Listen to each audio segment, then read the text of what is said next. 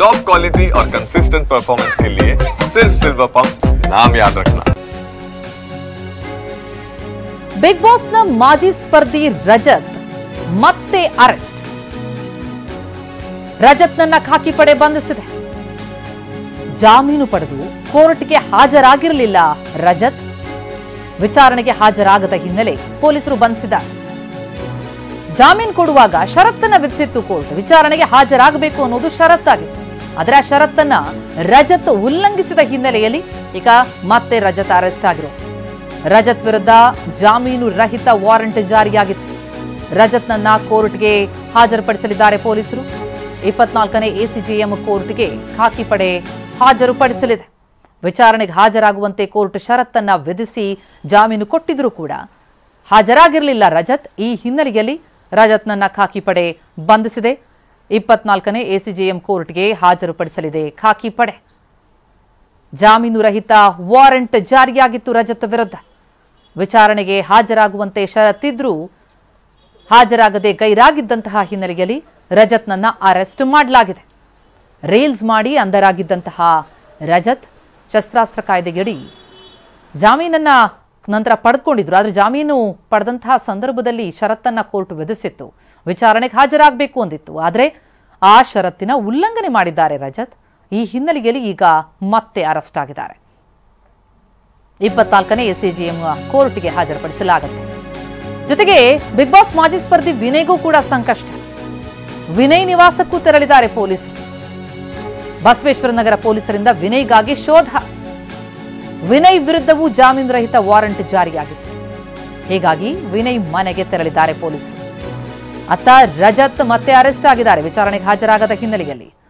ವಿನಯ್ಗಾಗಿಯೂ ಕೂಡ ಪೊಲೀಸರು ಶೋಧಕ್ಕೆ ಮುಂದಾಗಿದ್ದಾರೆ. ವಿನಯ್ ಮನೆಗೆ ತೆರಳಿದ್ದಾರೆ. ಈ ಬಗ್ಗೆ ಇನ್ನಷ್ಟು ಡೀಟೇಲ್ಸ್ ಕೊಡ್ತಾ ಹೋಗ್ತಾರೆ ನಮ್ಮ ಪ್ರತಿನಿಧಿ ಪ್ರಜ್ವಲ್ ಈಗ ಸಂಪರ್ಕದಲ್ಲಿದ್ದಾರೆ. ಪ್ರಜ್ವಲ್, ರೀಲ್ಸ್ ಮಾಡಿ ಸಂಕಷ್ಟವನ್ನು ಪಟ್ಟಿದ್ದಂತಹ ರಜತ್ ಮತ್ತು ವಿನಯ್ ಈಗ ಮತ್ತೆ ಸಂಕಷ್ಟ ಎದುರಾಗಿದೆಯಾ? ಯಾಕೆ ಷರತ್ನ ಉಲ್ಲಂಘನೆ ಮಾಡಿದ್ರು? ಇವರಿಗೆ ಅದರ ಬಗ್ಗೆ ಕಾನೂನಿನ ಅರಿವಿರಲಿಲ್ವಾ? ಏನಾಯ್ತು? ಈಗ ವಿನಯ್ ಎಲ್ಲಿದ್ದಾರೆ? ಏನ್ ಡೀಟೇಲ್ಸ್ ಲಭ್ಯ ಆಗ್ತಿದೆ?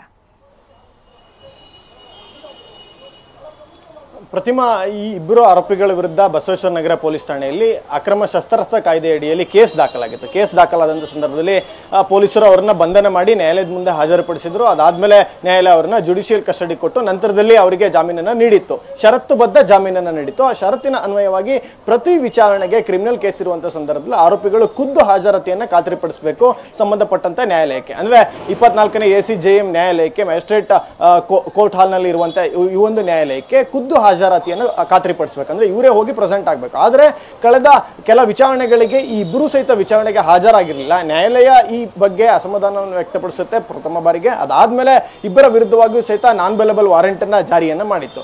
ನಾನ್ ಬೇಲಬಲ್ ವಾರೆಂಟ್ ಜಾರಿಯಾಗಿದ್ದು ನೇರವಾಗಿ ಬಸವೇಶ್ವರ ನಗರ ಪೊಲೀಸ್ ಠಾಣೆಯ ತನಿಖಾಧಿಕಾರಿಗಳಿಗೆ ಬಂದಿತ್ತು. ಅಂತಂದ್ರೆ ಇಂತಹ ಆರೋಪಿ ನಿಮ್ಮ ಪೊಲೀಸ್ ಠಾಣೆಯಲ್ಲಿ ಈ ಸೋ ಕೇಸ್ನಲ್ಲಿ ದಾಖಲಾದಂತಹ ಆರೋಪಿ, ಈತ ಈಗ ನ್ಯಾಯಾಲಯಕ್ಕೆ ಹಾಜರಾಗ್ತಿಲ್ಲ, ಈತನನ್ನ ಖುದ್ದು ಹಾಜರಾತಿಯನ್ನ ಪಡಿಸಿ ಜೊತೆಗೆ ಈತನನ್ನ ಬಂಧನ ಮಾಡಿ ಕರೆದುಕೊಂಡು ಬಂದು ನ್ಯಾಯಾಲಯದ ಮುಂದೆ ಹಾಜರುಪಡಿಸಬೇಕಂತ ಹೇಳಿ ಒಂದು ನಾನ್ ಬೇಲಬಲ್ ವಾರೆಂಟ್ ಅನ್ನ ಜಾರಿಯನ್ನ ಮಾಡಲಾಗಿತ್ತು. ಈ ಒಂದು ವಾರೆಂಟ್ ಕಾಪಿ ಬಸವೇಶ್ವರ ನಗರ ಪೊಲೀಸರಿಗೆ ತಲುಪಿತ್ತು. ಹೀಗಾಗಿ ಇವತ್ತು ವಿಚಾರಣೆಗೆ ಅಂತ ಹೇಳಿ ಕರೆಸ್ಕೊಂಡು ಪೊಲೀಸರು ಅದು ಅಂದ್ರೆ ವಿಚಾರಣೆಗೆ ಕರೆಸ್ಕೊಳ್ಳುವಂತ ಸಂದರ್ಭದಲ್ಲಿ ಒಬ್ಬ ಪೊಲೀಸ್ ಕಾನ್ಸ್ಟೇಬಲ್ ಅನ್ನ ಮನೆಗೂ ಕಳಿಸಿದ್ವು.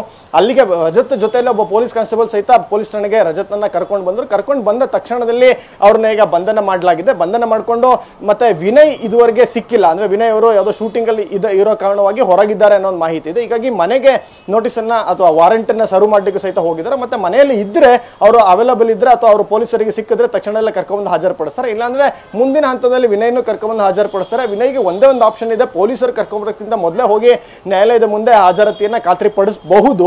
ಆದ್ರೆ ಅದು ಮುಂದಿನ ಕಾನೂನಾತ್ಮಕವಾಗಿ ಏನಾಗುತ್ತೆ ಅನ್ನೋದನ್ನ ಕಾಯ್ದು ನೋಡ್ಬೇಕು. ಈಗ ಸದ್ಯದ ಪರಿಸ್ಥಿತಿಯಲ್ಲಿ ರಜತನನ್ನ ಬಂಧನ ಮಾಡಿದ್ದಾರೆ. ನಂತರದಲ್ಲಿ ಮೆಡಿಕಲ್ ಟೆಸ್ಟ್ ಅನ್ನ ಮಾಡಿಸಲಾಗುತ್ತೆ. ಮಾಡಿಸಿ ಆದ್ಮೇಲೆ 24ನೇ ಎಸಿಜೆಎಂ ನ್ಯಾಯಾಲಯದ ಮುಂದೆ ಹಾಜರುಪಡಿಸ್ತಾರೆ. ಪ್ರತಿಮಾ, ಥ್ಯಾಂಕ್ ಯು ಪ್ರಜ್ವಲ್ ತಮ್ಮೆಲ್ಲ ಮಾಹಿತಿಗೆ.